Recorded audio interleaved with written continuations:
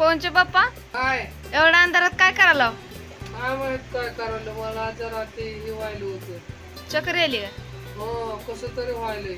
कसर व्हायला हो काय खाल्लं असलं कसतर व्हायला काय खाल्लं काय माहित. सकाळी दोन केळी 2 चपात्या खाल्ल्या. 2 केळी 2 चपात्या खाल्ल्या त्या हो आणि तेवढ्यात कसतर व्हायला तुम्हाला. हो मग का हात उडून बसलं मग काय टेन्शन घ्यायची गरज नाही. 2 चपात्या 2 केळी असं कसं होऊ शकतं. असं कसं होऊ शकतं म्हणजे हा ती माझ्या डोक्यात विचार चालायला लागला असं का झालं असं. नेमकं केळीत फॉल्ट होता का चपात्यात फॉल्ट होता हे कळ नाही मला. केळीत असल केळीत कसा फॉल्ट असेल. केळी नैसर्गिक आहे. चपातीत तू घडवलेली आहे. तू नीट भाजली नसशील.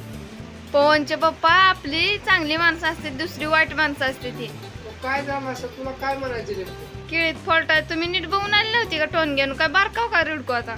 केळी तर चांगली होती. मग पोटात कसं तर व्हायला कसं काय काय माहित होतं बदलून कशामुळे झालं असेल तसं. बदलून आणा मग.